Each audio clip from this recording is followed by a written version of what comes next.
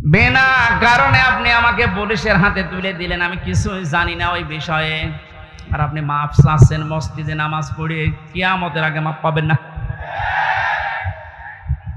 এইটা মনে হয় এই এলাকায় আছে। আমার ভাইরা এই জন্য তাওবা, বিভিন্ন পীরের দরবারে গেলেই বলে তওবা করো, আস্তাগফিরুল্লাহ। এটা তার বাক্য, শর্ত আপনাকে মানা লাগবে, স্বীকৃতি দেওয়া লাগবে যে আল্লাহ আমি অপরাধী, অপরাধ করেছেন, যার কাছে স্বীকার করবেন তার কাছে। 2 নম্বরে অনুতপ্ত হয়ে অনুশোচনা নিয়ে। 3 নম্বরে জীবনে এই কাজ আমি আর কোনোদিন করব না, জীবনের মতো ফিরে আসলাম। এই 3টার শর্ত যদি কেউ মেনে নিতে পারে, আল্লাহ পাক বলেন ওর পেছনের অপরাধ শুধু মাফ হবে না, ফাউলাইকা ইউবাদদিলুল্লাহু সাইয়্যাতিহিম হাসানাত। ওর পেছনের পুরা অপরাধ আল্লাহ মাফ করে দিয়ে পুরা জায়গাটা নেকি দিয়ে পাল্টিয়ে দেবেন। বলেন সুবহানাল্লাহ। সূরা তাওবা থেকে যখন কথা শুনছি, আল্লাহ এই তাওবা যেন আমাদের নসিব করেন। আল্লাহর ঘোষণা, ওহে ঈমানদারেরা, আল্লাহ কোন বেঈমানকে ডাক দিয়েছেন এখানে? তাহলে যদি কোনো বেঈমান থাকেন আপনি চলে যান, কারণ এই আয়াত আপনার জন্য না, আপনার জন্য আলাদা আয়াত। বেঈমানের জন্য আল্লাহর ডাক ছিল ইয়া আইয়ুহাল্লাযীনা কাফারু, হে কাফেরেরা, হে বেঈমানেরা। এখানে কোন কাফের আছে? আমরা সব ঈমানদার। আমরা কি? এখন আমার ভেতরে ঈমান আছে কিনা এটা পরীক্ষা করার থার্মোমিটার আছে। সাহাবী প্রশ্ন করলেন, হে নবী, আমার ভেতরে ঈমান আছে কিনা আমি কিভাবে বুঝতে পারবো, কিভাবে টের পাবো? আমি তো নামাজ আদায় করি, রোজা রাখি, কাবা শরীফ তাওয়াফ করি। আল্লাহর নবী বলেন, যত 2টা কাজ তোমার ভেতরে দেখতে পাও, ইজা সাররাতকা হাসানাতুকা ওয়া সাআতকা সাজ্জিয়াতুকা। যখন কোনো ভালো কাজ, সমাজ উন্নয়নমূলক কাজ, আল্লাহর পক্ষের, রাসূলের পক্ষের, দ্বীনের পক্ষের কোনো কাজ হয়, ওইটা দেখে যখন তোমার ভালো লাগে, আনন্দ লাগে, আর যখন তোমার অন্যায় কাজ দেখলে কষ্ট লাগে, তখন বুঝবে তোমার ঈমান আছে। ও বগুড়াবাসী, হাদিসটা সামনে রেখে বলেন তো, বাংলাদেশে ভালো কাজ সবার কাছে ভালো লাগে? না, অন্যায় কাজ সবার কাছে খারাপ লাগে। আপনি নিজেই নিজেকে পরিমাপ করতে পারবেন আসলে আপনার ঈমান আছে কিনা। এখন যদি মনে করেন কি আমি শেরপুর মসজিদের সভাপতি, আমার ঈমান নেই, মানে আপনি তো শেরপুরের সভাপতি, আর আবু জাহেল ছিল কাবা শরীফের সভাপতি, তার হিসাবে আপনার কোনো খবর আছে? শেরপুর বাংলাদেশে কয়জন চেনে? আর কাবা শরীফ সেই জায়গার সভাপতি হয়েও বেঈমান ও জাহান্নামে গেছে, আর আপনি শেরপুরের সভাপতি হয়ে বগল বাজাচ্ছেন যে আমার ঈমান নেই। মানে ভালো কাজ যার কাছে আনন্দ লাগে না, অন্যায় দেখলে যার কাছে কষ্ট লাগে না, সে যেই হোক ওটা বেঈমান। ঈমান আছে কিনা হামজারে জিজ্ঞাসা করা লাগবে, আপনি নিজে টের পাচ্ছেন। সুতরাং ঈমান যাদের আছে, হাদিস অনুযায়ী আল্লাহ পাক তাদেরকে ডাক দিলেন, হে ঈমানদারেরা। আমি আয়াতের তাফসীর পড়তে গিয়ে পেয়েছি 89 জায়গায় আল্লাহ পাক এই শব্দটা কোরআনে দিয়েছেন। আর যখনই ঈমানদারকে তিনি ডাক দেন, তখন তার কুদরতি হাত এভাবে উঁচা করে ডাকেন, ইয়া আইয়ুহাল্লাযীনা আমানু। জোরে বলেন আল্লাহু আকবার। 89 জায়গায় আল্লাহ ডাক দিয়েছেন, তার ভেতরে এইটা একটা, ইত্তাকুল্লাহ, আমি আল্লাহকে ভয় করো, কুনু মা'আস সাদিকিন, আর সত্যবাদী যারা তাদের সঙ্গে থাকো। এই আয়াতের নির্দেশ 2টা। কয়টা? আল্লাহকে ভয় করো, সত্যবাদী যারা আছে তাদের সাথে থাকো। বোঝা হয়ে গেছে না? আল্লাহুম্মা আমিন। না মানে আপনি বলছেন বোঝা হয়ে গেছে। এবার আসেন তো এই 2টা শব্দের ব্যাখ্যায় যায়।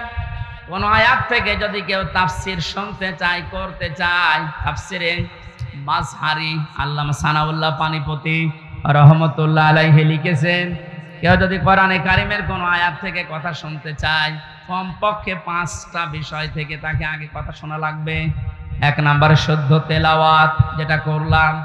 2 নম্বরে যেই ভাষায় কথা বলে ওই ভাষায় মাতৃভাষায় অর্থ, এই যে শুনলাম। 3 নম্বরে ওই আয়াতের ঐতিহাসিক প্রেক্ষাপট, শানে নজুল যেটা বলা হয়, ব্যাকগ্রাউন্ড, এটা আমি বলবো এখন। 4 নম্বরে আয়াতের বাস্তব শিক্ষা দেওয়া লাগবে। ওই মান ধাতা বলে কি হয়েছে গুলো বাদ দে, এখন বাস্তবতা অনুযায়ী আয়াত আমাদেরকে কি দিতে চায় এই শিক্ষাগুলো জনগণের সামনে দেওয়া লাগবে। 5 নম্বরে আয়াত থেকে যে শিক্ষাগুলো পাবে ওইগুলো নিয়ে বাড়ি যে আমল করবে।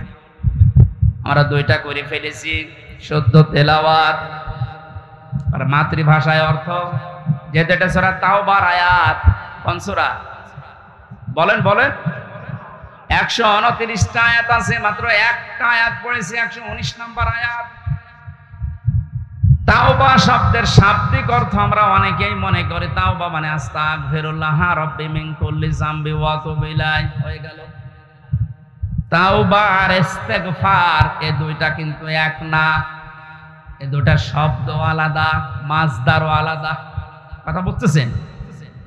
তাওবা আর ইস্তেগফার, কেউ যদি ইস্তেগফার করতে চায় সব সময় আপনি করতে পারবেন, কিন্তু তাওবা আস্তাগফিরুল্লাহ আস্তাগফিরুল্লাহ আস্তাগফিরুল্লাহ বললেই তাওবা হয় না।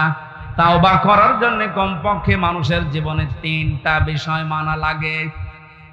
ইস্তেগফার আর তাওবার ভেতরে পার্থক্য এই, কোন মানুষ যদি তাওবা করে ওর পেছনের অপরাধগুলো শুধু আল্লাহ মাফ করে দেয় না, ওই পুরা জায়গাটা আল্লাহ নেকি দিয়ে ভরাট করে দেন। এখানে যারা এসেছি আজকে আমরা শুধু ইস্তেগফার না, তাওবা করার মতো তাওবা করে বাড়ি যাব। পেছনের অপরাধগুলো শুধু যেন মাফ হয়ে না যায়, ওই জায়গাটা যেন আল্লাহ নেকি দিয়ে ভরাট করে দেয়। বলেন আমিন। 1 নম্বরে যদি তাওবা কেউ করতে চায় তাকে বলা লাগবে আল্লাহ আমি অপরাধী, আমি। এই স্বীকৃতিটা এই পৃথিবীতে মানুষ দিতে চায় না।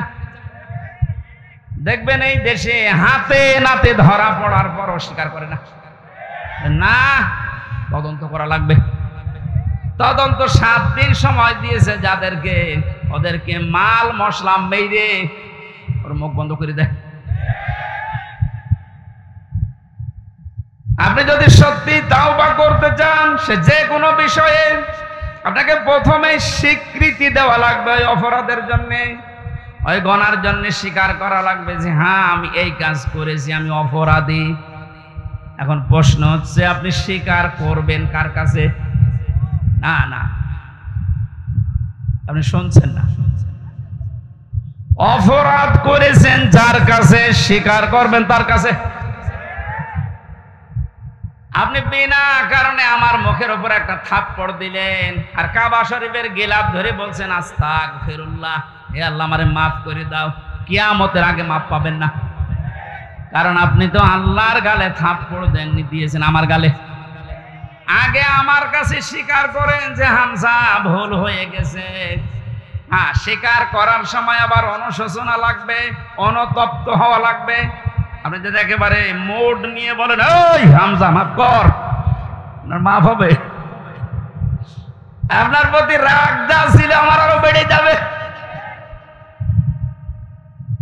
আমি আবার বলছি দ্বিতীয় পয়েন্টটা, তাওবা যদি কেউ সত্যি করতে চায় ওই মানুষটা অপরাধ করবে যার কাছে, স্বীকার করবে তার কাছে। আপনি অপরাধ যদি আপনার স্ত্রীর কাছে করে থাকেন অবশ্যই স্বীকার করবেন স্ত্রীর কাছে, এটা কোনো দোষের কিছু না। স্ত্রীর কাছে দোষ করেছে আর শ্বশুরের কাছে বলছে শ্বশুর আমারে মাফ করে দেন, হবে না। বিনা কারণে আপনি আমাকে পুলিশের হাতে তুলে দিলেন, আমি কিছুই জানি না ওই বিষয়ে, আর আপনি মাফ চাচ্ছেন মসজিদে নামাজ পড়ে, কিয়ামতের আগে মাফ পাবেন না। এইটা মনে হয় এই এলাকায় আছে। আমার ভাইরা এই জন্য তাওবা, বিভিন্ন পীরের দরবারে গেলেই বলে তাওবা করো আস্তাগফিরুল্লাহ, এটা তোর বাক্য, শর্ত আপনাকে মানা লাগবে, স্বীকৃতি দেওয়া লাগবে যে আল্লাহ আমি অপরাধী, অপরাধ করেছেন, যার কাছে স্বীকার করবেন তার কাছে। 2 নম্বরে অনুতপ্ত হয়ে অনুশোচনা নিয়ে। 3 নম্বরে জীবনে এই কাজ আমি আর কোনোদিন করব না, জীবনের মতো ফিরে আসলাম।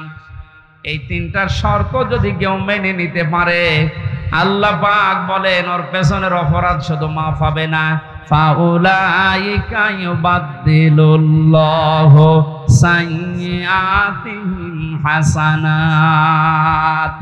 ওর পেছনের পুরা অপরাধ আল্লাহ মাফ করে দিয়ে পুরা জায়গাটা নেকি দিয়ে পাল্টিয়ে দেবেন। বলেন সুবহানাল্লাহ। সূরা তাওবা থেকে যখন কথা শুনছি, আল্লাহ এই তওবা যেন আমাদের নসিব করেন। এবার আমরা ব্যাখ্যায় যাচ্ছি। আল্লাহ পাক ঈমানদারকে ডাক দিয়ে তাকে ভয় করার জন্য আহ্বান জানিয়েছেন, আদেশ দিচ্ছেন। এখন ভয় কি? জন্মের পর থেকে শব্দটা আমিও শুনছি যে আল্লাহকে ভয় করো, আল্লাহকে ভয় করো। কি এটা কি? তাকওয়ার যে ব্যাখ্যাগুলো আমরা বলি, আধুনিক ব্যাখ্যা হচ্ছে যে যেই বিষয়ে কাজে আছে ওই বিষয়ের জ্ঞান অর্জন করে প্রশিক্ষণ নিয়ে ওই কাজ আঞ্জাম দেওয়ার নাম হচ্ছে তাকওয়া। আমি আবার বলছি, যে যেই কর্মজীবনে আছেন, যে যেই জায়গাটা দখল করে আছেন, ওই বিষয়ের উপরে জ্ঞান অর্জন করে দক্ষতা প্রশিক্ষণ নিয়ে ওই কাজে আঞ্জাম দেওয়ার নাম হচ্ছে তাকওয়া। না হয়নি? আমি আবার বলছি, তাকওয়া মানেই শুধু আমার মতো জুব্বা গায়ে দিয়ে, বড় পাগড়ি গলায় নিয়ে, হাতে তসবিহ নিয়ে শুধু সুবহানাল্লাহ সুবহানাল্লাহ বলা না। তাকওয়া মানে যে যেখানে আছেন ওই জায়গায় ওই জায়গার জ্ঞান অর্জন করে দক্ষতা প্রশিক্ষণ নিয়ে দক্ষতা অর্জন করে ওই কাজ আঞ্জাম দেওয়ার নাম তাকওয়া। এটা যদি আজ বাংলাদেশে থাকতো, আমরা অনেক উপরে চলে যেতাম। অধিকাংশ মানুষকে এমন দায়িত্ব পালন করতে দেখা যায়, ও বিষয়ে কোনোদিনের পড়াশোনা নেই, দক্ষতা নেই, প্রশিক্ষণ নেই, আন্দাজে ওই কাজে হাত দিয়ে তার 12টা বাজায় আরো বেশি।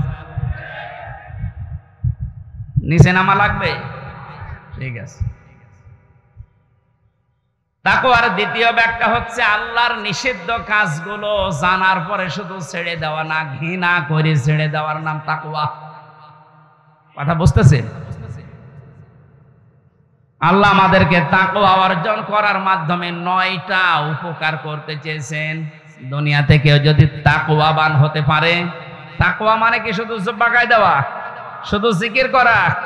যেখানে যেই কাজে আপনি হাত দিয়েছেন, হ্যাঁ আপনি লেবার, কোনো অসুবিধা নেই, আপনি গাড়ি সারেন, মনে করেন গাড়ির মিস্ত্রি, ওই বিষয়ের উপরে লেখাপড়া করে ওই বিষয়ে প্রশিক্ষণ নিয়ে দক্ষতা অর্জন করে ওই কাজকে সুচারুরূপে আঞ্জাম দেওয়ার নাম কি? আরো জোরে বলেন।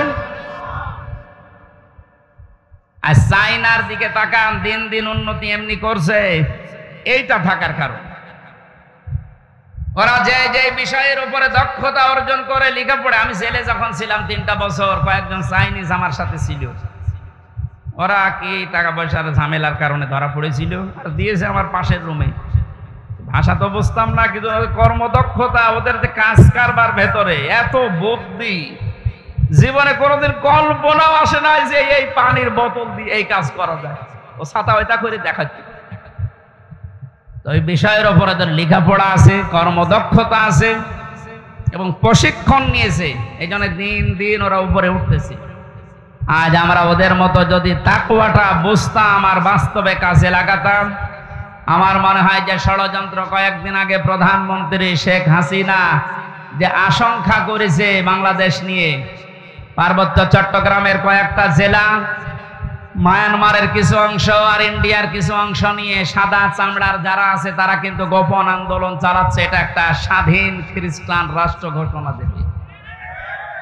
প্রধানমন্ত্রী 14 দলের সাথে গোপন বৈঠক করে যে কয়েকটা কথা শেষের দিকে জানিয়েছে, তার ভেতরে এটা একটা। ওনার এই আশঙ্কা যদি সত্যি হয়, আপনি চর্মচোখে দেখবেন এদের ভাগ হয়ে সুদানের মতো, দক্ষিণ সুদান, পূর্ব তৈমুরের মতো খ্রিস্টান একটা স্বাধীন রাষ্ট্র এই এলাকায় চলছে। দেখো ভালো সংবাদ নাই। আমাদের কর্মদক্ষতা, তাকওয়ার এই ব্যাখ্যা যেটা আধুনিক ভাবে করা দরকার, এটা আমাদের করা দরকার। আল্লাহ আমাদেরকে ওই পর্যায়ে যাওয়ার তৌফিক দেন, বলেন আমিন। যে বিষয়ে আপনার ছেলেটা, আপনার মেয়েটা যে বিষয়ে অভিজ্ঞতা ছোটকাল থেকে দেখবেন, যেদিকে মন আছে, ওই বিষয়ে আপনি তাকে তুলে দিন। সবাইকে আলেম হওয়া লাগবে, সবাইকে ইঞ্জিনিয়ার হওয়া লাগবে না। যে বিষয়ের দিকে যেতে চায়, ধাবিত হতে চায়, ভালোবাসে, ওই বিষয়ে যেন জ্ঞান অর্জন করার জন্য রাস্তা পায়, তাকে ব্যবস্থা করে দেন। ও কর্মদক্ষতা অর্জন করে ও প্রশিক্ষণ নিয়ে ওই কাজকে সুচারুরূপে আঞ্জাম দিতে থাকলে দুনিয়া এবং আখেরাত দুইটাই আমাদের জন্য সফল হবে ইনশাআল্লাহ। আমি যে 9টা উপকারের কথা বলতে চাচ্ছিলাম, যেহেতু আর 10 যা কারেন্ট চলে গেল, আমি তো মনে করছিলাম এখনো 10 মিনিট থাকবে। জেনারেটর আছে? এই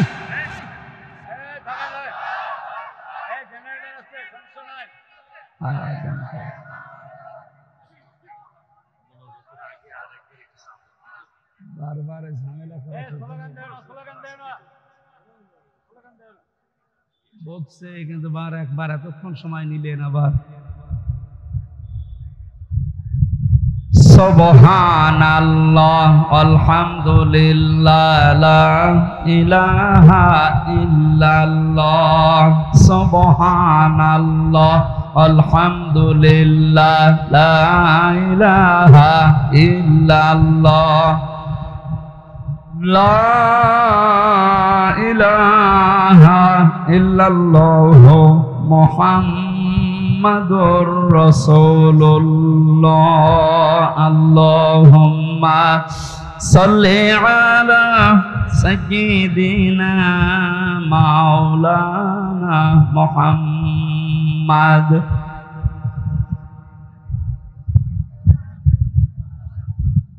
হাবিবানা মুহাম্মাদ। আমার ভাইরা, 9টা উপকারের ঘোষণা দিয়েছেন আল্লাহ। দুনিয়াতে কেউ যদি তাকওয়া অর্জন করতে পারে, 1 নম্বরে ওই লোকটা যদি বিপদে পড়ে, মহান আল্লাহ এমন জায়গা থেকে তাকে সাহায্য পাঠায় যার কল্পনা কোনোদিন তার হৃদয়ে আসে নাই। জোরে বলুন সুবহানাল্লাহ। এটা আজ দেখতে আমাদের বহু বাকি। এটা যারা দেখতে পেয়েছিলেন তাদের ঈমান আমি দেখেছি, এই মানুষগুলোর ঈমান পাথরের চাইতেও শক্ত ছিল। সত্যিই যারা তাকওয়া অর্জন করতে পেরেছে দুনিয়াতে, ওই মানুষগুলোর কাছে দুনিয়া আল্লাহ এমন তুচ্ছ বানিয়ে দিয়েছে, তামাম দুনিয়াটা একটা ডিমের চাইতেও তাদের কাছে কম দামি মনে হতো। আমরা আসলে তাকওয়া অর্জন করে আল্লাহর এই 9টা যে উপকারের কথা, সাহায্যের কথা, এটা পাচ্ছি না, কারণ আমাদের তাকওয়া নেই। তোমরা সত্যবাদী যারা, সত্যপন্থী যারা, তাদের সঙ্গে থাকবে। সত্যবাদী কারা? এই দেশে একটা ভুল ধারণা চালু আছে, কিছু কিছু দৃশ্য দেখলে আমরা মনে করি এগুলো সত্যপন্থী, এগুলোই হক্কান, এগুলোই হক্কানি। অনেকে নিজেকে দাবিও করছে যে আমরা হক্কানি দরবারের লোক। কোরআনে কারিমে সূরা তাওবার 119 নম্বর আয়াতের শেষের অংশের ব্যাখ্যা আল্লাহ দুনিয়ায় কারো কাছে ছেড়ে দেয়নি। যে 2 বেলা জিকির করলে সেই লোকটা সত্যবাদী, 5 ওয়াক্ত নামাজ পড়লে সেই লোকটা সত্যবাদী, বছরে একবার হজ করে আসলে সেই লোকটা সত্যবাদী। আল্লাহ পাক বলেন সত্যবাদী হওয়ার জন্য 10টা গুণ দুনিয়াতে তোর ভেতরে থাকা লাগবে। কয়টা? আরো জোরে বলেন। বগুড়াবাসী, আপনি এখন থেকে আমি সহ প্রত্যেকেই মিলাবো আল্লাহর বর্ণনা অনুযায়ী 10টা গুণ আমার ভেতরে আছে কিনা। আল্লাহ ব্যাখ্যা দিচ্ছেন সূরা বাকারার 177 নম্বর আয়াতে, লাইসাল বিররা আন তুওয়াল্লু বুজুহাকুম কিবালাল মাশরিকি ওয়াল মাগরিবি ওয়ালাকিন্নাল বিররা মান আমানা বিল্লাহ। আল্লাহ পাক বলেন শুধু পূর্ব দিকে, পশ্চিম দিকে মুখ ঘুরিয়ে সেজদা দিলেই নেকি না। আসল নেকির কাজ হচ্ছে আল্লাহর প্রতি ঈমান আনা। কার প্রতি? প্রশ্ন আসতে পারে, হুজুর আমার ঈমান আছে, আমি আল্লাহকে বিশ্বাস করি না। কেউ যদি আল্লাহকে বিশ্বাস করিয়ে কথা বলতে চায়, কমপক্ষে 4টা বিষয় দুনিয়াতে তার ভেতরে পাওয়া যাবে। আপনি এবার মিলান তো আপনার ভেতরে আছে কিনা। ওই যে কায়দায় পড়িয়েছিল হুজুররা ছোটবেলায়, মাওলানা কায়দায় পড়িয়েছে আমাদেরকে, আমানতু বিল্লাহি কামা হুয়া বিআসমাইহি ওয়া সিফাতিহি ওয়া ক্বাবিলতু জামিআ আহকামিহি ওয়া আরকানি। পড়াননি? উনি বলতে চেয়েছে আমানতু বিল্লাহ, যারা বলে আল্লাহ আমি তোমাকে বিশ্বাস করে, প্রথমে আপনাকে স্বীকার করাচ্ছেন কামা হুয়া, আমি এমন আল্লাহকে বিশ্বাস করি যার অস্তিত্ব আছে। কি আছে? পৃথিবীর অন্যান্য ধর্মের লোকদের সাথে আমাদের মিল নেই, এই কারণে আমরা এমন আল্লাহকে বিশ্বাস করি যার অস্তিত্ব আছে, যার নাম আছে বিআসমাইহি, শুধু নাম না, তার নামের গুণাগুণ আছে, কার্যকারিতা আছে। আল্লাহর নাম আমরা অনেকেই জানি 99টা, আল্লাহর নাম 5000-এর উপরে। প্রতিটি নাম আল্লাহ নিয়েছেন, ওই নামগুলোকে গুণাগুণ দিয়ে কার্যকারিতা হিসাবে আমাদের দেখিয়েছেন। আল্লাহ রব নাম নিয়েছেন, এই কারণে নেই থেকে পূর্ণতায় আমাদেরকে পৌঁছিয়ে দিয়েছেন এই রব নামের কারণে। কথা বলেন না কেন? মায়ের বীর গভীরে যখন বাবার এই বীর্যটা দ্রুত গতিতে যে আশ্রয় নেয়, আল্লাহ রাব্বুল আলামিন বলেন যে নেই থেকে আস্তে আস্তে হামজা পর্যন্ত বানালাম। এই যে নেই থেকে পূর্ণতায় যিনি প্রতিটি জিনিসকে পৌঁছিয়ে দেন, আরবিতে তার নাম বলা হয় রব। এই নামটা আল্লাহ নিয়েছেন, এই কারণে হামজা এখানে বসে আছে। আমার বাবার স্ফলিঙ্গ দিয়ে দ্রুত গতিতে আমার মায়ের রেহেমের ভেতরে যে পানিটা গিয়েছিল, বিজ্ঞান এখন দেখাচ্ছে ওই 1 ফোঁটা নাপাক পানির ভেতরে 40,000 হামজা তৈরি হওয়ার ক্ষমতা ছিল। হয়তো 40,000 ওই পর্যন্ত তৈরি হয়ে দুনিয়া আসতে পারত, কিন্তু কেউ পর্যন্ত যেতে পারেনি।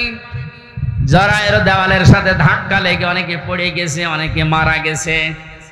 আমি হামজা একা ওই জায়গায় গিয়ে 40 দিনে শুধু পাল্টিয়েছি। আমি নতফা, মুদগা, আলাকা এগুলো হতে হতে 6 মাসের পরে চামড়া দিয়ে, বডি দিয়ে স্ট্রাকচার তৈরি করে আমার ভেতরে আল্লাহর রূহ দিয়ে একটা আকৃতি দিয়েছেন। ওয়াল্লাযী ইউসাউবিরুকুম ফিল আরহামি কাইফা ইয়াশা।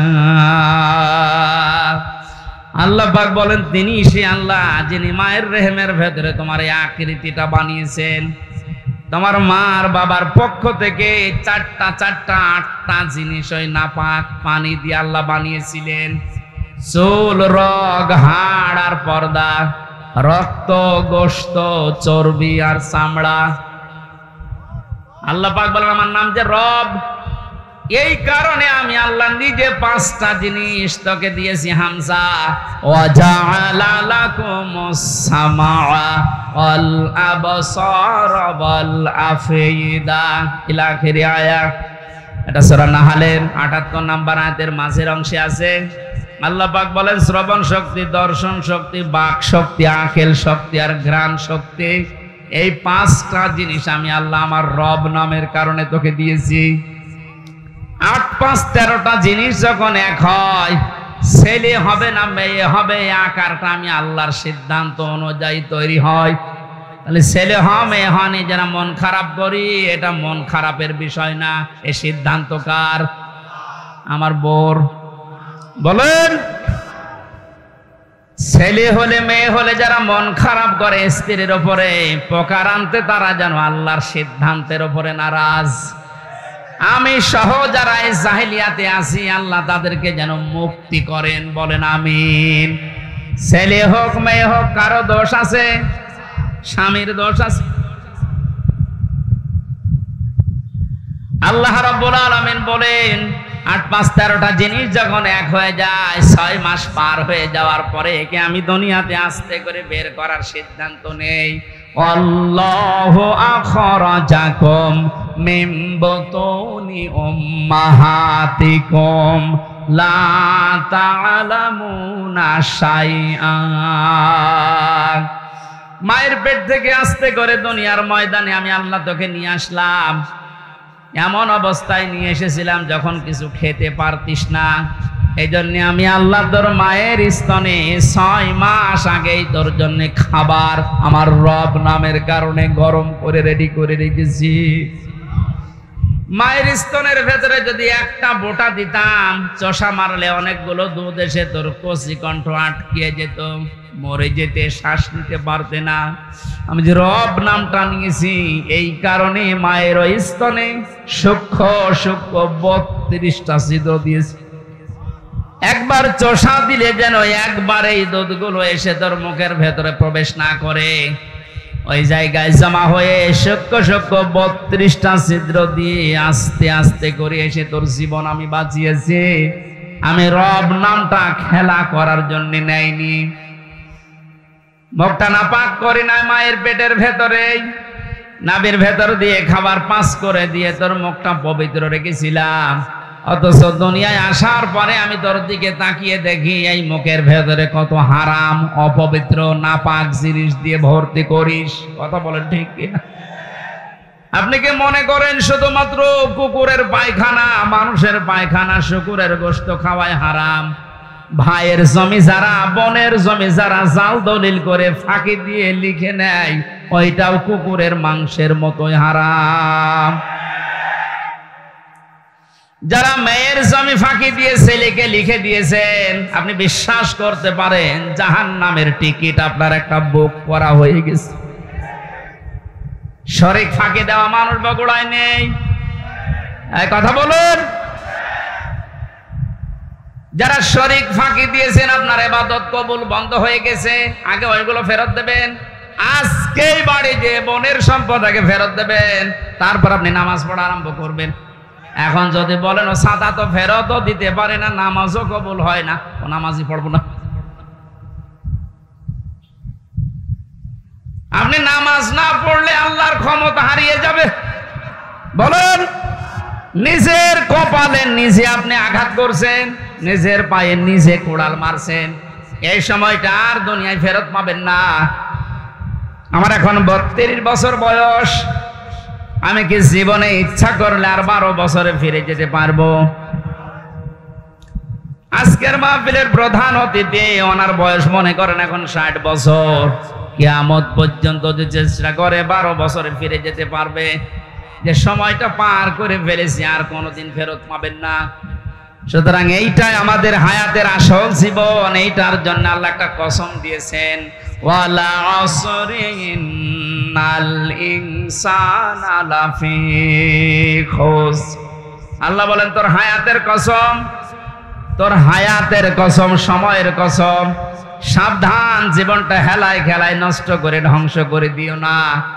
পেছনের দিকে তাকাও আর ভাবো এই সময়টা যেহেতু আর ফেরত আসছে না, সামনে যতটুকু হায়াত আছে এটা আমার কাছে একটা নিয়ামত। এটা কি? ফামান সুহসিহা আনিন নার ওয়া উদখিলাল জান্নাতা ফাকাদ ফাজ ওমাল হায়াতুদ দুনিয়া ইল্লা মাতাউল গুরুর। আল্লাহ রাব্বুল আলামিন বলেন, হে পৃথিবীর মানুষেরা, দুনিয়ার জীবনে বেশি দিন ক্ষমতায় থাকা, বেশি টাকা পয়সা, গাড়ি বাড়ির মালিক হওয়া, শরীর স্বাস্থ্য মোটা হওয়া, ভালো হওয়ায় সফলতা না। সফল মানুষ তো ওইটা যাকে আমি আল্লাহ মরণের পরে জাহান্নামের আগুন থেকে মাফ করে দিয়ে জান্নাতি বলে ঘোষণা দেব। এইটাই সফলতা। আর এটা পাওয়ার জন্য দুনিয়ার জীবনে কি করা লাগবে? আস্তে আস্তে করে আপনি জাহান্নামের অন্যায় কাজগুলো ছেড়ে দিয়ে দিয়ে জান্নাতের ভালো ভালো কাজের দিকে এগিয়ে যাবেন। সুতরাং এই দেশে আমরা যারা অন্যায়, অবৈধ, শয়তানি কাজ কারবার আস্তে আস্তে ছেড়ে দিয়ে মানবতার পক্ষে, ইসলামের পক্ষে এই কাজগুলো আস্তে আস্তে যারা আঞ্জাম দিতে পারবো, আপনি বুঝবেন আল্লাহ আপনাকে এই দুনিয়াতেই জাহান্নামের পথ থেকে জান্নাতের দিকে এগিয়ে দিচ্ছে। আপনি সফল। আমাল হায়াতুদ দুনিয়া ইল্লা মাতাউল গুরুর, এই শব্দটা আল্লাহ এত কঠিন ভাবে কোরআনে দিয়েছেন। হে পৃথিবীর মানুষেরা ভালো করে শোনো, দুনিয়ার জীবন কিন্তু একটা ধোঁকা। একটা কি? আপনার সন্তান আপনার জন্য ধোঁকা, স্ত্রী ধোঁকা, টাকা পয়সা, ক্ষমতা, প্রভাব, প্রতিপত্তি সবগুলো আল্লাহ বলেন ধোঁকা। বিশ্বাস যদি না হয়, মিথ্যায় চোখ বন্ধ করে দেখেন এগুলো কেমন ধোঁকা। আল্লাহ এই ধোঁকাটা এখনই আমাকে বোঝার তৌফিক দিন। ও বগুড়াবাসী, এটা যত তাড়াতাড়ি বুঝতে পারবেন তত তাড়াতাড়ি আপনার কল্যাণ হবে। আপনি যদি এখনই বোঝেন যে হ্যাঁ এগুলো আসলে ধোঁকা, আপনার অন্যায় অবৈধ কাজের ভাগ দুনিয়ায় কেউ নেবে না, অথচ অবৈধ কাজ করে যা কামাই করবেন ওগুলো ভাগ নেওয়ার জন্য হাজারো মানুষ বসে আছে। এই ধোঁকা থেকে বাঁচার জন্য আল্লাহ রাব্বুল আলামিনের সাহায্য কামনা করা দরকার। আল্লাহ পাক আমাদেরকে জানিয়েছেন, আমি যে নামটা নিয়েছি রব, তোকে আস্তে আস্তে করে দুনিয়ার জীবনে এনে মুখটা পবিত্র করে রেখেছিলাম, তুই মুখটা আর পবিত্র রাখতে পারলি না। হারাম, অবৈধ এবং নাপাক জিনিস দিয়ে মুখটা অপবিত্র করে আমার কাছে আসলি। আমি তো শুধু নাম নিয়েই শেষ করে দেইনি, নামের কার্যকারিতা গুণাগুণ আমি আল্লাহ ওগুলো বাস্তবে বহন করি। আমি রাজ্জাক নাম নিয়েছি, শুধু নিয়েই শেষ করে দেইনি। রাজ্জাক নামের কারণে পৃথিবীর যত সৃষ্টি আছে সবাইকে আমি আল্লাহ রিজিক দেই। জোরে বলেন সুবহানাল্লাহ। রিজকের দায়িত্ব কার? আরো জোরে বলেন। জাহান্নাম থেকে বাঁচার দায়িত্ব কার? যেইটার দায়িত্ব আল্লাহ আমাদেরকে দিয়েছেন ওইটার বিষয়ে আমরা বেখবর হয়ে আছি, বেহুশ হয়ে আছি। আল্লাহ আমাদের আমলের, ইমানের উপরে ভিত্তি করে আখিরাতে নাজাত দেবেন, এইটার কোনো খবর আমাদের নেই। অথচ যেইটার দায়িত্ব আল্লাহ নিজের হাতে নিয়েছেন ওইটা নিয়ে পেরেশান হয়ে আজ হাজারো মানুষ জাহান্নামের টিকিট কেটে বিদায় নিচ্ছে। আল্লাহ মাতাউল গরুরটা একটু বসার তৌফিক আমাদেরকে দাও না, বলেন আমিন। এজন্য এমন আল্লাহর উপর আমরা ঈমান এনেছি যার অস্তিত্ব আছে, যার নাম আছে, আর প্রতিটি নামের গুণাগুণ আছে, কার্যকারিতা আছে। তিনি হুকুম দিয়েছেন, তিনি আরকান দিয়েছেন। এগুলো যারা বিশ্বাস করে বাস্তব জীবনে মানতে পারে, এই মানুষগুলোই আসল নেকির কাজে আছে। ওয়াল ইয়াউমিল আখির, কিয়ামতের ময়দানের বিশ্বাস দৃঢ় থাকা লাগবে। কিসের বিশ্বাস? জন্মের পর থেকে আমার মনে হয় আমরা এই শব্দের সাথে পরিচিত যে কিয়ামত হবে, কিয়ামতে জবাব দেওয়া লাগবে। এটা যে নেকির কাজ, এটা যারা বিশ্বাস করেছিল তাদের জীবনের দিকে আপনি তাকান। আল্লাহ ঘটনাগুলো এমনি খেলা করার জন্য শুনিয়েছেন তা না। খলিফাতুল মুসলিমিন হযরত ওমর, এই যে হিসাব, এটা বিচার, এটা যে কি জিনিস আমরা এখন অনেকে টের পাই না। উনি বিশ্বাস করেছিলেন যে বিচার হবে, হিসাব দেওয়া লাগবে। সন্তানটা ভর্তি করে দিলেন মাদ্রাসায়। হযরতে আব্দুল্লাহ, ওই একই জায়গায় হুসাইন হযরতে আলীর সন্তান লেখাপড়া করত। হযরতে হুসাইন রাদিয়াল্লাহু তাআলা আনহু বারবার কলম ফেলে দিচ্ছিলেন। আব্দুল্লাহকে বলেন তুলে দাও। একবার, দুইবার, তিনবার তুলে দেওয়ার পর উনি বললেন, হুসাইন বারবার কলম ফেলে দাও, আমারে তুলতে বলো, আমি কি তোমার গোলাম, চাকর, খাদেম নাকি? হযরত হুসাইন মুখ ফসকে বলে ফেলেছেন, আব্দুল্লাহ তুমি শুধু চাকর না, তুমি খাদেম না, তুমি খাদেমের বাচ্চা, খাদেম। অথচ উনি ওই সময় প্রেসিডেন্টের ছেলে। বাড়িতে গিয়ে বলছে, আব্বা আমি আর মাদ্রাসায় যাব না, হুসাইন আমাকে গালি দিয়েছে, আমি নাকি খাদেমের বাচ্চা। খাদেম? তুমিও নাকি খাদেম? তুমি যদি বিচার না করো এই মাদ্রাসায় পড়াই বন্ধ করে দেব। খলিফাতুল মুসলিমিন হযরত ওমর বললেন, সন্তান এখন না, বিচার জমার দিন নামাজের সময় করব। খুতবা দিচ্ছিলেন, ডাক দিয়ে বললেন, হুসাইন এখানে আসো। বলে হ্যাঁ। সামনে আসো। তুমি আমার সন্তানটাকে গালি দিয়েছো? বলে হ্যাঁ দিয়েছি। কেন দিলে? ইমাম হুসাইন ডাক দিলেন, খলিফা বুকে হাত দিয়ে বলেন তো, আপনি কি আমার নানার খাদেম ছিলেন না? আমি তো দেখেছি আপনি আমার নানার খেদমত করছেন। খাদেমের ছেলেকে খাদেমের বাচ্চা বলেছি, অসুবিধা কি? হযরত ওমর কেঁদে ফেললেন, ডাক দিয়ে বলে, হুসাইন, আমি তো এভাবে কোনোদিন ভাবি নাই। তুমি শব্দটা লিখে দিতে পারবে? কাগজ কলম নিয়ে আসেন। খেজুরের পাতা নিয়ে এসেছে, লিখে দিলেন, হুসাইন, আমি নিজে আলীর সন্তান হয়ে বলছি, ওমর আমার নানার খাদেম ছিল, আমি দেখেছি। সই করে দিলাম। হযরতে ওমর রাদিয়াল্লাহু তাআলা আনহু কাগজটা হাতে নিয়ে জমা খেলেন। সাহাবীদেরকে বললেন, নবীর সাহাবীরা, বিচার হয়ে গেছে। হযরত আব্দুল্লাহ তো ছোট মানুষ, বলে, আব্বা তুমি তো বিচার শুরুই করলে না, কি করে হয়ে গেল? হযরত ওমর বলে, সন্তান যে বিচার করেছে দুনিয়া না, মরণের পরও কাছে লাগবে। আমি যখন মারা যাবো এই কাগজটা আমার কাফনের ভেতরে দিয়ে দিও। কিয়ামতের ওই কঠিন ময়দানে মহান আল্লাহ যখন আমার জীবনের হিসাব আরম্ভ করবে, কিছুই যদি কবুল না হয়, এই কাগজটা আল্লাহকে দেখাতে পারবো। রব্বুল আলামিন তোমার নবীর নাতি লিখে দিয়েছে আমি নাকি নবীর খাদেম ছিলাম, এ বছরে আমার আজকে মাফ করে দাও। তাছাড়া জবাব দেওয়ার মতো কোনো কাজ, কোনো আমল আমার হাতে নেই, অথচ তাদের জীবনের যে নেকির কাজের বর্ণনা হাদিসে পাওয়া যায়। নবীজি বলেন, আকাশের তারকাকেও যদি গণনা করে একদিন শেষ করে ফেলতে পারবে, কিন্তু ওমর মুসলমান হওয়ার পরে যে নেকির কাজ করেছিল কোনদিন কেউ গণনা করে শেষ করতে পারবে না। এই মানুষটা যদি কিয়ামতে জবাব দেওয়া লাগবে, এই টেন্ডেন্সিতে এত ভয়ে থাকে, এত টেনশনে থাকে, আমাদের অবস্থান কোথায়? নেকির কাজ শুধু পশ্চিম দিকে মুখ করে নামাজ পড়লে হয় না, আল্লাহর প্রতি ঈমান আনা, কিয়ামতে জবাব দেওয়া লাগবে, আল্লাহর সামনে দাঁড়িয়ে এই বিশ্বাস দৃঢ় করা, এটা নেকির কাজের মূল। এটা যতদিন পর্যন্ত আমাদের দেশের 1628 জন মানুষের ভেতরে বদ্ধবল না হবে, এই দেশটা ততদিন দুর্নীতি মুক্ত হবে না। আল মালায়েকাতে ফেরেশতাদের বিশ্বাস করা, আল কিতাবে কিতাবে বিশ্বাস করা, অন নবিয়্যিন নবীদেরকে বিশ্বাস করা, ওয়াতাল মালা আলা হুব্বিহি দাবিল কুরবা, আল্লাহর মহব্বতে নিজের সম্পদ।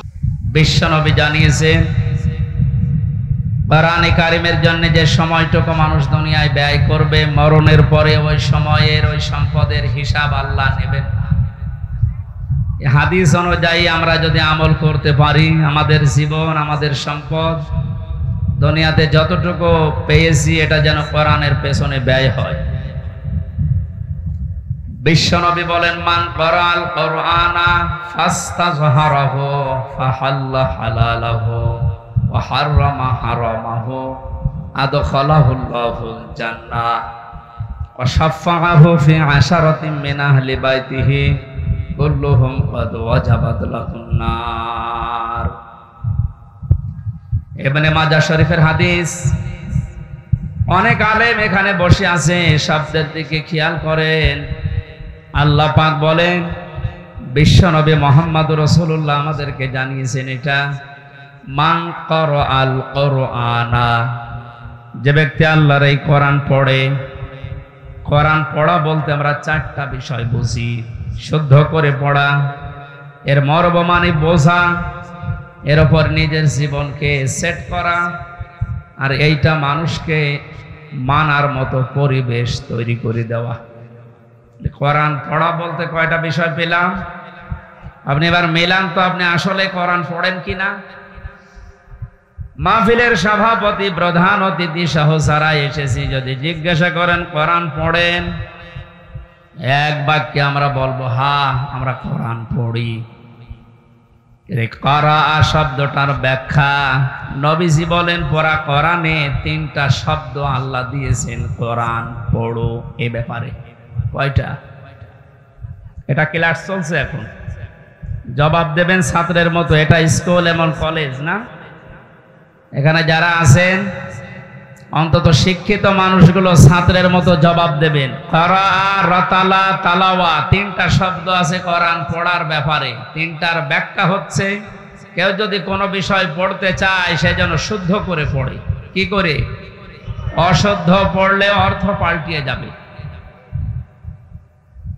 এখানে অনেক মানুষ এমন বসে আছে নামাজে দাঁড়ালে পড়ে ইদা জাআ নাসরুল্লাহি ওয়াল ফাত হয়েছে হয়।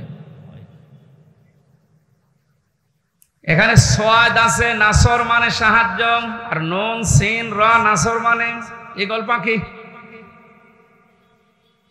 আপনি যদি মুখটা গোল করে শুদ্ধ করে উচ্চারণ না করেন অর্থ আকাশ পাতাল পাল্টিয়ে যাবে। আল্লাহ পাক বলেন ইদা জাআ নাসরুল্লাহি ওয়াল ফাত, হে নবী আল্লাহর সাহায্য যখন আসবে আপনি তখন বিজয় দেখতে পাবেন। যদি মুখটা গোল না করে সিন দিয়ে উচ্চারণ করেন অর্থ হয়ে যাচ্ছে হে নবী যখন শকুন আসবে, ঈগল পাখি আসবে তখন আপনি বিজয় পাবেন। হয়েছে? এজন্য শুধু কোরআন শরীফ না, দুনিয়ার যে কোনো বিষয় কেউ যদি পড়তে চায় এর হক আদায় করে সঠিকভাবে চারটা বিষয় তাকে মানা লাগবে। এক নম্বরে ওটা পড়া লাগবে শুদ্ধ করে। কি করে? এটা তো আমি বানালাম নাকি? কোরআনে কারীম জানিয়েছে ওয়ারাত্তিলিল কোরআনা তারতিলা, হে নবী আপনি কোরআন পড়বেন শুদ্ধ করে স্পষ্টভাবে থেমে থেমে। মানে প্রধান অতিথি সহ যারা এখানে আছেন নবীর এই হাদিসের প্রথম অংশটা আমরা একটু মিলাই আমাদের জীবনে। নবী যে জানিয়েছেন যে ব্যক্তি কোরআন পড়ে, আপনি তো বলছেন আমি কোরআন পড়ি, তাহলে এটা শুদ্ধ করে পড়া লাগবে আপনাকে। আমি আল কোরআন রিসার্চ ফাউন্ডেশনের সদস্য ছিলাম এক সময়। আমি দেখেছি এই দেশের জরিপে 100 জনের 95 জন আল্লাহর কোরআন শরীফ শুদ্ধ করে পড়তে পারে না। এই রিপোর্ট কি খুব ভালো রিপোর্ট না? এজন্য আহ্বান জানাচ্ছি অন্য ধর্মের লোক এখানে যেহেতু নেই, আমরা সব মুসলিম দাবি করছি, আমাদের জীবনের 1 নাম্বার টার্গেট বানানো লাগবে আল্লাহর এই কোরআন আমরা শুদ্ধ করে পড়ব। 2 নাম্বারের মর্ম মানে বুঝতে হবে। কেন? কোরআনে কারীম জানিয়েছে ওয়াইদা সামিউ মা উনজিলা ইলার রাসূলি তারা আ'য়ুনাহুম তাফিদু মিনাদ দামি'i মিম্মা আরাফু মিনাল হক ইলা আখির আয়া। সূরা মায়েদা 7 নাম্বার পারার 1ম নাম্বার পৃষ্ঠার 1ম নাম্বার লাইনে 83 নাম্বার আয়াতের প্রথম অংশে আছে। এটা তাফসিরে ইবনে কাসিরে পাবেন। আল্লাহ পাক বলেন হে নবী আপনি যখন আমার বান্দাদের সামনে কোরআন পড়বেন, যারা এর মর্ম মানেগুলো অনুধাবন করতে পারে, বুঝতে পারে যে আমি কি বলতে চাই, আপনি দেখবেন তাদের চোখ দিয়ে মনের অজান্তেই পানি পড়ছে। কোরআনের আলোচনায় সবার চোখে পানি আসবে না, এটা বোঝার মতো যোগ্যতা আপনার থাকা লাগবে। এই জন্য কোরআন যদি কেউ হক আদায় করে পড়তে চায় মাস্ট বি তাকে এটা বোঝার চেষ্টা চালাতে হবে।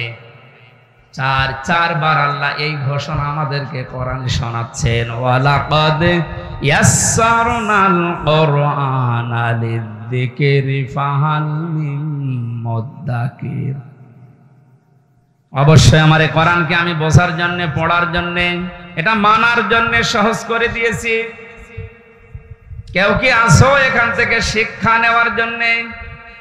ও বগুড়াবাসী, আমরা আজকে থেকে আল্লাহর এই আফসোস আর থাকতে দেব না। যতদিন জীবন আছে কোরআন বুঝে মরার চেষ্টা করব ইনশাআল্লাহ। 3 নাম্বারে শুধু না, এটা আমাদের বোঝার চেষ্টা চালাতে হবে। কিচ্ছু লাগবে না, আপনি খেয়ে ফেলেন, নষ্ট হবে। আমার কাছে কিচ্ছু দেবেন না আর এখানে কথা বলবেন। হ্যাঁ, আবার কারে চা দিচ্ছেন আপনি? পেছনে যে কয়জন আছে দিয়ে শেষ করে দিন, তাড়াতাড়ি করুন। একটা ক্লাস চলছে আর উনি চা খাওয়াচ্ছে, সবাইকে চা দেন। হ্যাঁ, তাড়াতাড়ি করুন, ডিস্টার্ব করলে কিন্তু বোঝাতে পারবো না। এটাকে আমি আর কি মারছি? ক্লাস চলে বিশ্ববিদ্যালয়ে, আমরা দেখি 40 থেকে 45 মিনিট। আমরা 1 ঘন্টা ক্লাস যদি নেই, 1 ঘন্টা ক্লাস নিলে কমপক্ষে 20 ঘন্টা পড়া লাগে। এটাতে আর কি মারা ক্লাস চলছে নাকি?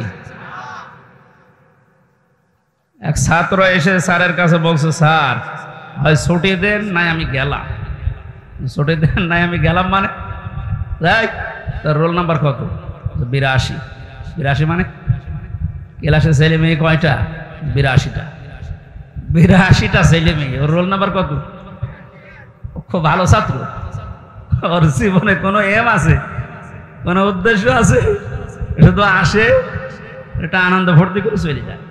আপনার কি ওই রকম ছাত্র নাকি? আজকে যখন এসেছেন এই প্রচন্ড গরমে কষ্ট স্বীকার করে, অন্তত একটা ঘন্টায় যেন কিছু বাড়ি নিয়ে আমল করার জন্য যেতে পারে। আমি যে শব্দগুলো বোঝাচ্ছি খুব কঠিন কঠিন শব্দ, এতদিন আপনি শোনেননি। কোরআন পড়ার ব্যাপারে কয়টা শব্দ আছে আপনি জানতেন না? কোরআন যদি কেউ বলে আমি কোরআন পড়ি, তার শর্ত মানা লাগবে কয়টা? 1 নম্বরে শুদ্ধ করে, 2 নম্বরে বুঝতে হবে, 3 নম্বরে যে বুঝবে ওই বিষয়ের উপরে তার বাস্তব জীবনে আমল করা লাগবে। এটাই ঝামেলা। আমরা জানি না এখানে এমন কেউ নেই যে টাকা ছেড়ে রাখে। যারা টাকা আসে, সুদের এই টাকা নেওয়া হারাম, এ জানে নাকি? হিন্দুও জানে, কথা বলেন না কেন? এটা জানার পরও আমাদের আমল আছে। বলে এই যে 1 বিঘা জমি দেয়, 1 লক্ষ টাকা নেয়, 8-10 বছর এটা চাষ করে খায়, যখন ফেরত দেয় তখন 1 লক্ষ টাকায় ফেরত দেওয়া লাগে। এই সিস্টেম আছে না দেশে? এই নাম কি? এগ্রিমেন্ট? না না, এটা জায়েজ নেই। জায়েজ আছে খাই খালাসিটা, যেটা আপনি 1 বিঘা জমি দেবেন, 10,000 টাকা নিয়ে নেবেন, ওই খেয়ে দিয়ে তার টাকা ফেরত দেওয়া লাগবে। এই সিস্টেম আছে? আছে, কিন্তু কম। এখন জানে যে এটা লস হবে, এটার ভেতরে আমি নেই। আরাম বেশি নাকি? ছোট্ট একটা কথা কয়েক সেকেন্ডের ভেতরে বলছি। ওমান আরাদা আন যিকরি ফাইন্না লাহু মাঈশাতান দঙ্কা। কোরআনে কারীমের সূরা তাহার 124 নম্বর আয়াতের প্রথম অংশে আছে, আল্লাহ পাক বলেন, আমার নিয়ম নীতি বাদ দিয়ে, আমার কোরআনের বিধান বাদ দিয়ে যদি কেউ উপায় করে, টাকা পয়সা আসবে, চর্ম চোখে দেখবে, বহু কিছুর মালিক হচ্ছে, কিন্তু ওর জীবনের এই আয় উন্নতিতে আমি কোনো বরকত রাখবো না। তাফসীরে কাবীরের ভেতরে দঙ্কার ব্যাখ্যা লিখেছে 7টা। এখানে আলেম আছে না? দঙ্কার 1 নম্বর ব্যাখ্যা হচ্ছে, পৃথিবীতে আল্লাহর নিয়ম নীতি, আল্লাহর আইন বাদ দিয়ে কেউ যদি উপায় করে, ওই টাকা পয়সা, ওই অর্থ সম্পদের ভেতর থেকে আল্লাহ বরকত তুলে নেয়। 2 নম্বরে ওই মানুষগুলো যখন মারা যাবে, এই অবৈধ সম্পদের কারণে এই মানুষটা বেঈমান হয়ে মরবে। 3 নম্বরে ওই মানুষকে আল্লাহ ওই অবৈধ সম্পদ দুনিয়াতে ভোগ করার সুযোগ দেবে না। এটা যে দেয় না, তার বাস্তব প্রমাণ দেশে নেই, নাম ধরা লাগবে। কত মানুষ আজ অবৈধভাবে উল্টা পাল্টা করে কামাই করে টাকা রাখার জায়গা নেই, ফ্রিজে রাখে, বালিশের ভেতরে রাখে।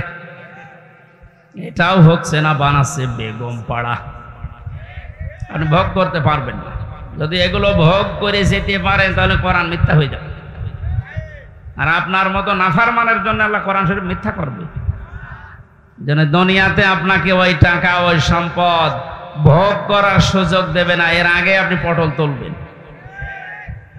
4 নাম্বারটা একটু ঝামেলা, এটা বাদ যাক।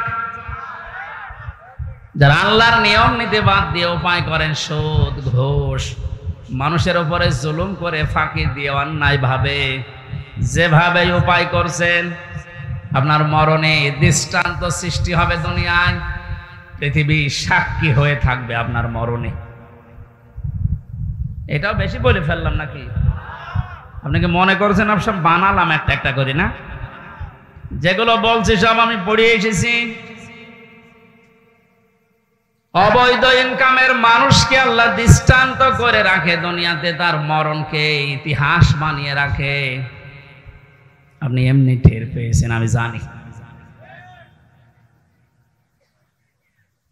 এই জন্য আমরা সাবধান হব। জানি সবাই এটা হারাম, কোরআন থেকে হাদিস থেকে পড়েছি, জানার পরও যে লোকটা মানে না, ওর কোরআন পড়া হয়নি।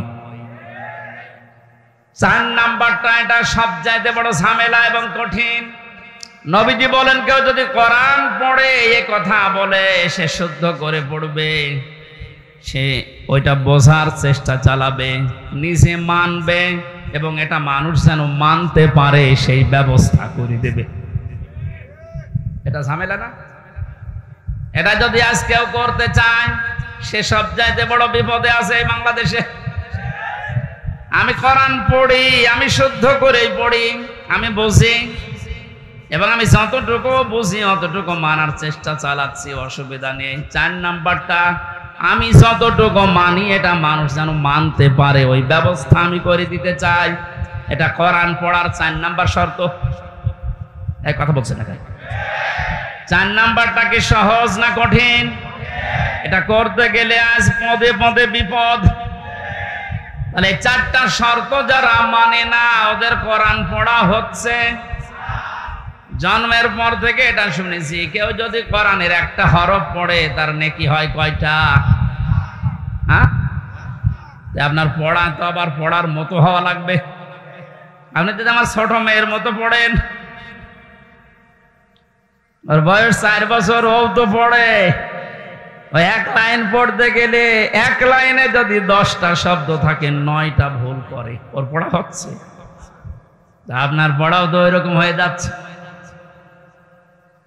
নবীজির হাদিসের প্রথম শব্দ ছিল, যে ব্যক্তি কোরআন পড়ে, তার মানে 4টা শর্ত যারা দুনিয়ায় মানতে পারে, ওদের পড়া হয়, আর ওদের প্রতিটি অক্ষরে 10টা করে নেকি হয়। দ্বিতীয় শব্দ ছিল ফাস্তাজহারাহু, কোরআন পড়ে শেষ করে দেয় না, যে ব্যক্তি কোরআনকে ইজহার করার চেষ্টা চালায়। যারা আরবি গ্রামার বোঝে, ফাস্তাজহারাহু এই শব্দের ব্যাখ্যা আমি যত পেয়েছি, আধুনিক ব্যাখ্যা হচ্ছে প্রকাশ করা, ইজহার করা, দাঁড় করানো, স্পষ্ট করা, কায়েম করা, বিজয় করা। কোরআন যারা পড়বে ওই 4টা হক অনুযায়ী এবং কোরআনকে বিজয়ী করার জন্য যারা চেষ্টা চালাবে, এই সংখ্যা বাংলাদেশে কম না বেশি? একটা জরিপ পেয়েছিলাম, এই দেশের 100 জনের 15 জন মানুষ শুধু মন থেকে চায় যে কোরআনে কারিমে দেশে ফাস্তাজহারাহু এটা বিজয়ী হোক, আর বাকি 100 জনের 85 জন শুধু টানা নানায় আছে।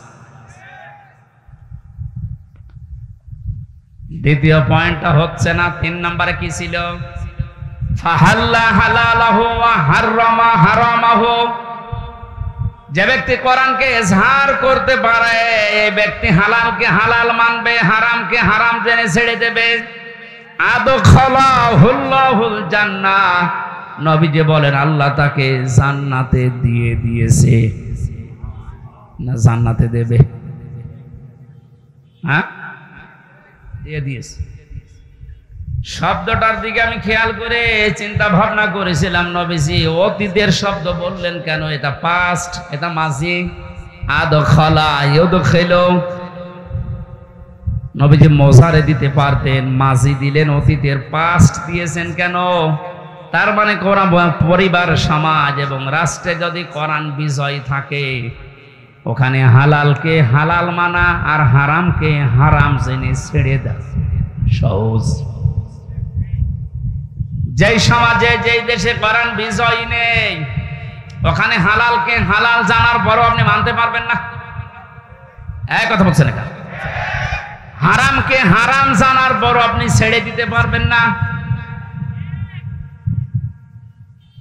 নাকি জায়গাগুলো দেশে নেই?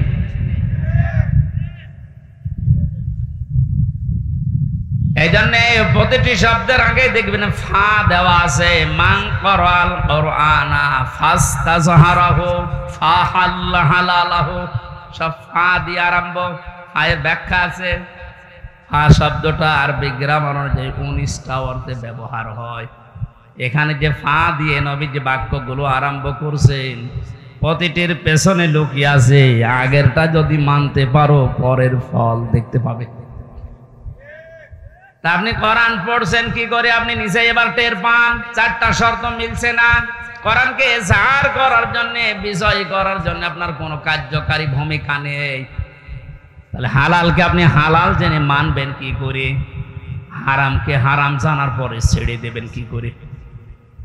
আদখালাহুল্লাহুল জান্নাত পরে, এর পরের শব্দে পেয়েছি ওয়াশাফাহু ফি আশারাতিন মিন আহলি বাইতিহি কুল্লুহুম ক্বাদ ওয়াজাবাত লাহুন নার।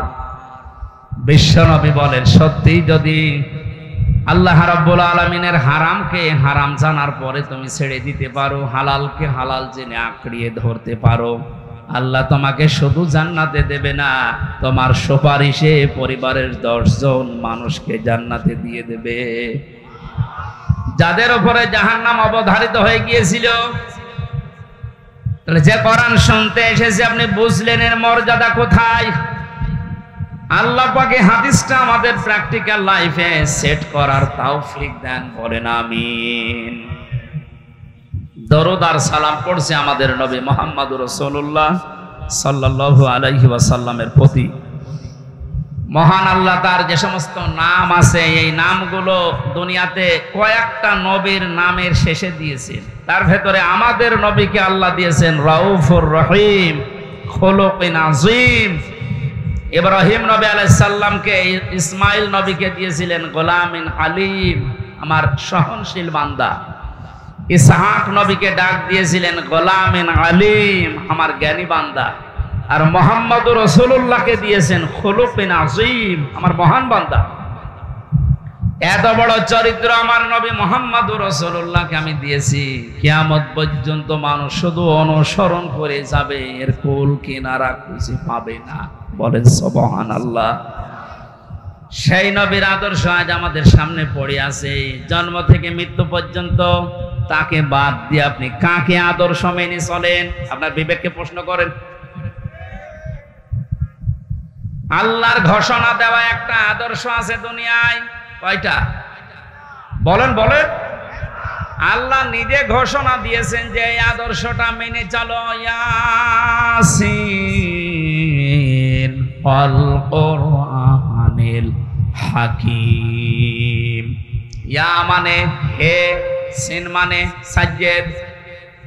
আল্লাহ পাক জানাতে চেয়েছেন, হে নেতা, দুনিয়াতে আল্লাহর ঘোষণা দেওয়া নেতা আদর্শ মাত্র একটা, তার নাম মুহাম্মদুর রাসূলুল্লাহ।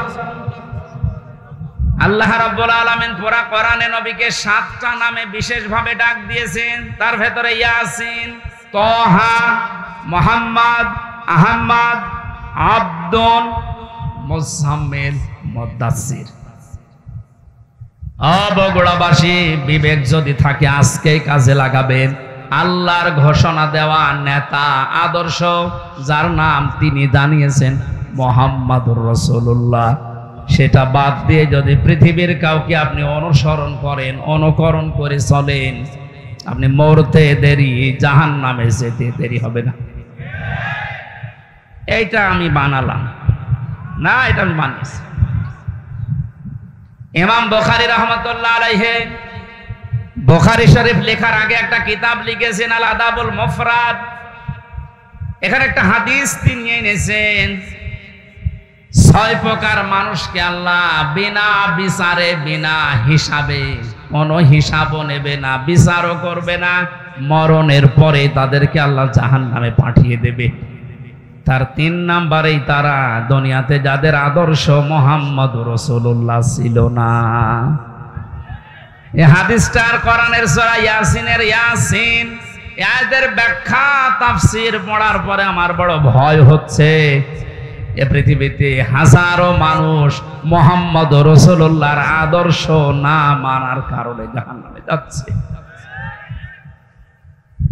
আল্লাহ তুমি আমাদেরকে বাঁচাও, বলেন আমিন। আমি এটা বলে আপনার ক্ষতি করে ফেললাম? হ্যাঁ, আপনি তো ধরা খাবেন। চোখ বন্ধ হওয়ার পরে আপনি এখনই ধরা খাবেন। নবীজির একটা কথা 100 ভাগের 1 ভাগও মিথ্যা নেই। যাদের আদর্শ এখনো ঠিক হয়নি, মোহাম্মদ রাসূলুল্লাহ বাদ দিয়ে অন্য কাউকে যারা মেনে চলছেন, এখনই তওবা করে পরিবর্তন হবেন, নয়তো আপনার কোনো হিসাব নেই, বিচার নেই। আপনি মরে গেলেই বিনা হিসাবে বিনা বিচারে জাহান্নামী। আল্লাহ তুমি আমাকে সহ যারাই আমরা এসেছি এটা বুঝে মানার তৌফিক এখনই দান করো। আরো জোরে বলেন। খ্যাতনামা ইসলামিক স্কলারদের বক্তব্য শুনতে আমাদের সঙ্গেই থাকুন। নিয়মিত আপডেট পেতে সাবস্ক্রাইব করে বেল বাটনে প্রেস করুন। Rosary 24. Enjoy the Holy Quran.